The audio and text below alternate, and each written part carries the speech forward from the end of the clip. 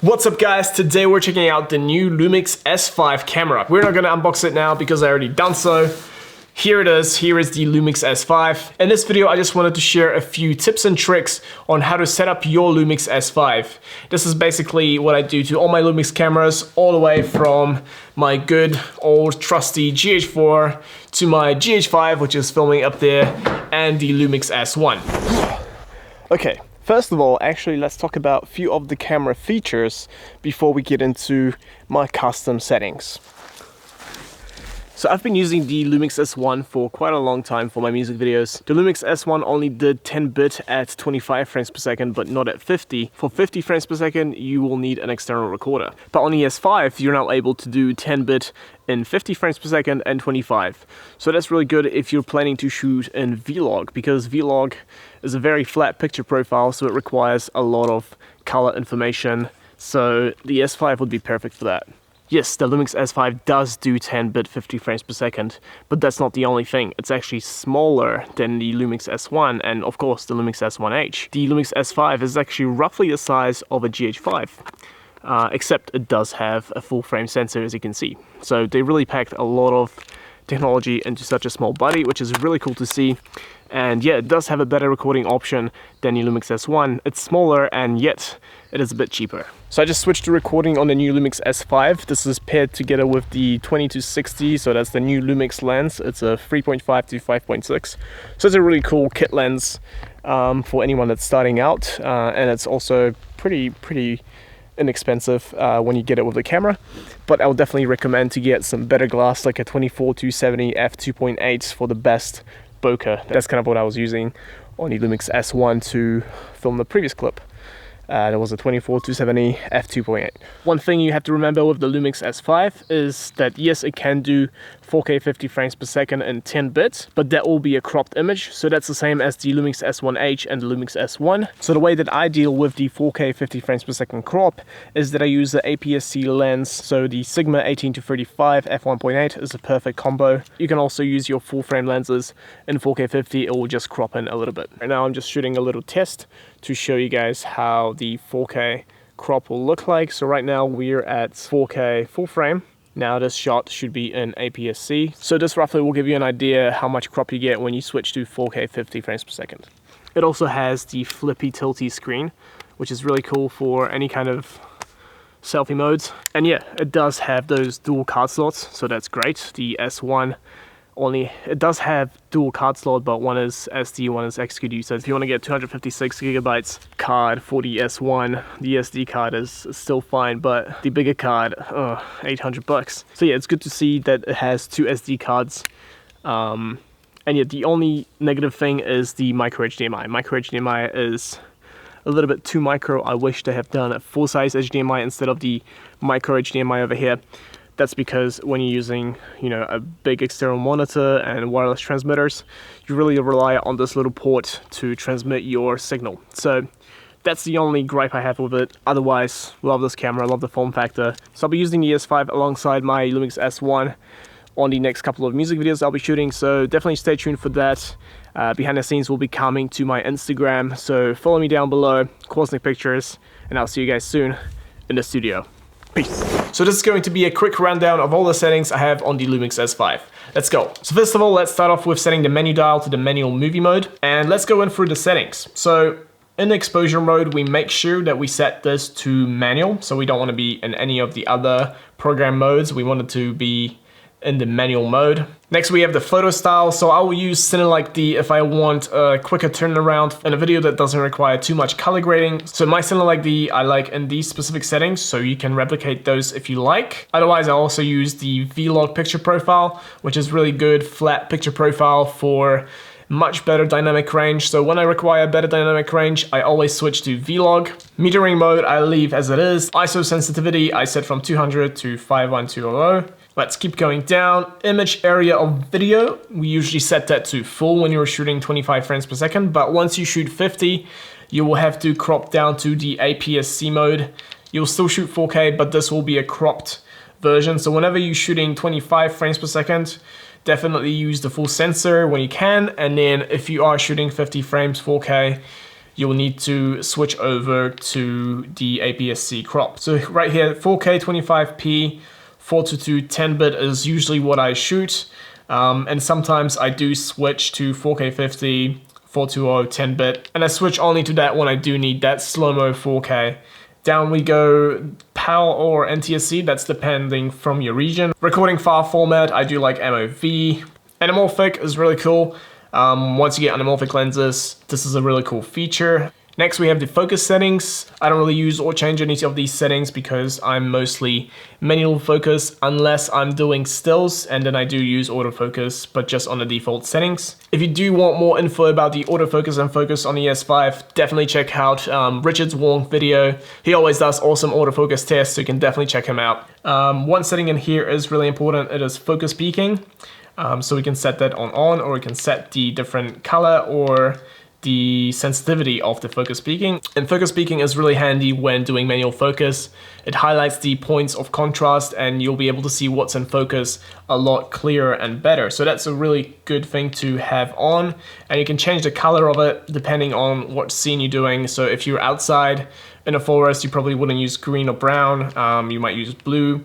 Next, we've got the audio settings. I don't really touch these ones much because I mostly shoot music videos, so I only need a scratch audio track, nothing fancy. But if you do want to record, microphone sounds and things like that, you do have manual gain control and things like that. One setting in audio I would recommend is when you're listening to audio, definitely have the sound output as the record sound. That way, when you're listening to the audio through your headphones, you definitely know that the recorded sound is done well. If you're listening to real time, this might not be 100% accurate representation of what's being recorded onto your card. An next important setting is the image stabilizer. So here we have image stabilization. I usually keep it on. Then we have E-stabilization, boost IS, anamorphic stabilization, and the focal length. So E-stabilization, I usually keep it off. Boost IS, I only use when I want to get a tripod-like shot.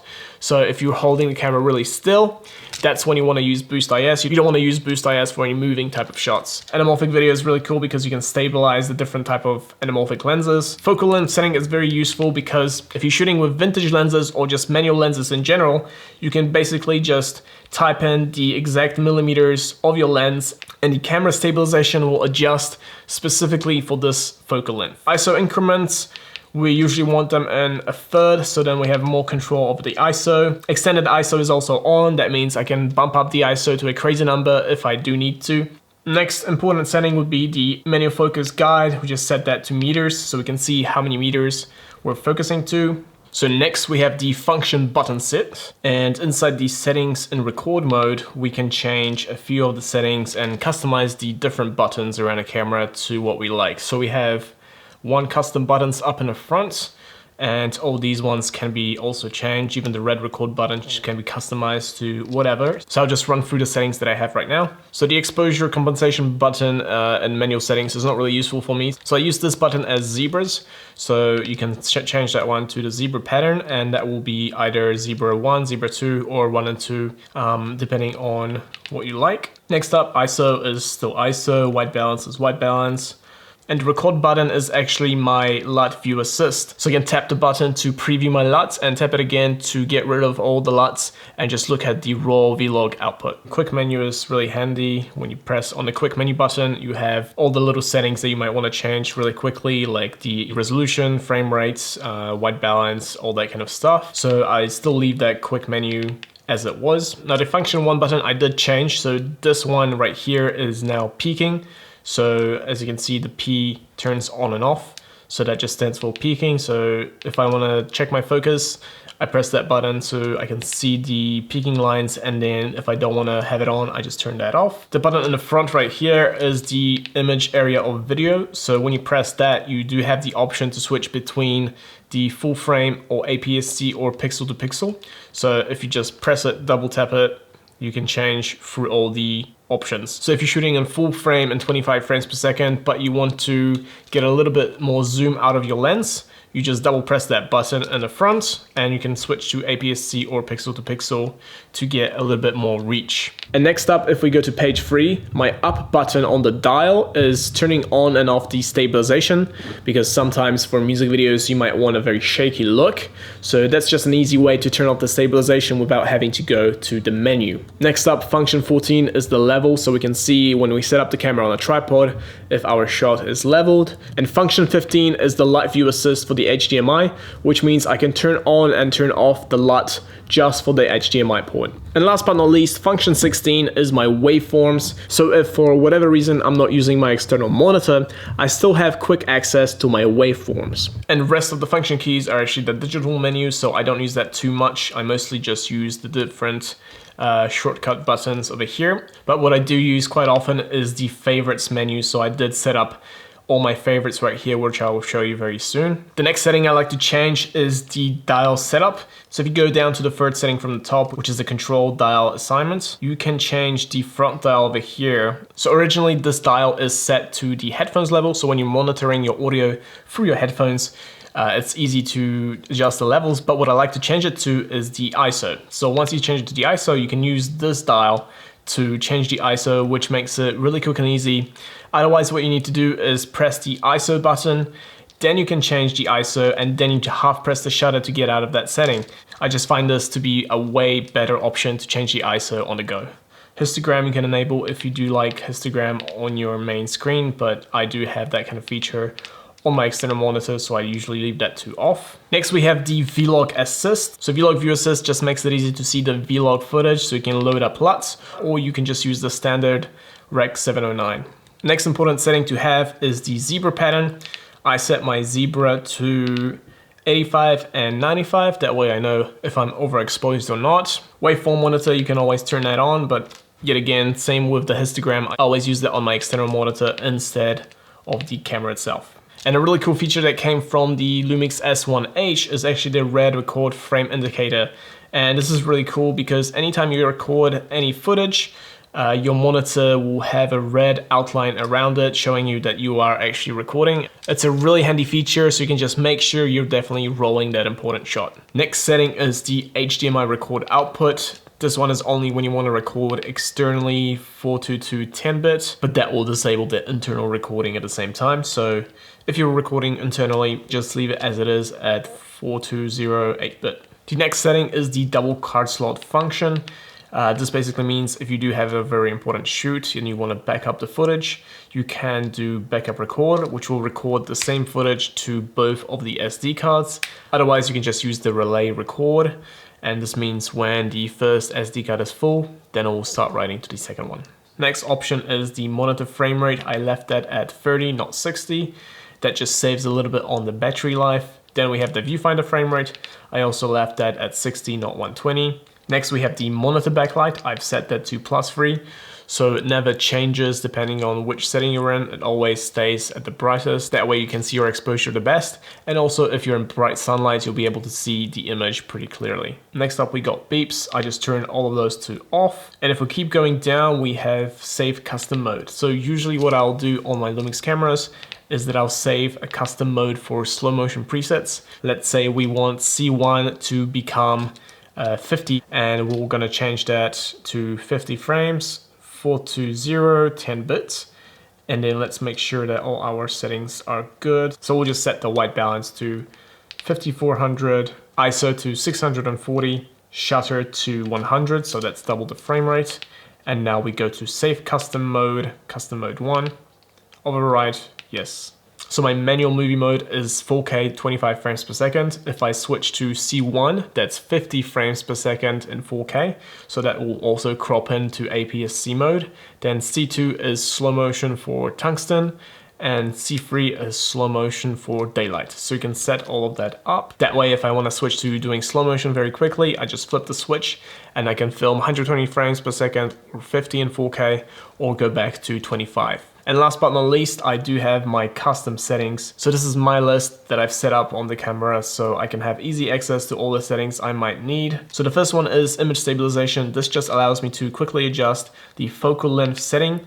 So if I change the lens to a different manual lens and I need to manually adjust the focal length, I can do that quickly from that menu. Next we have focus beacon, so I can turn it on and off, but most importantly I can set the sensitivity or change the color depending on the location.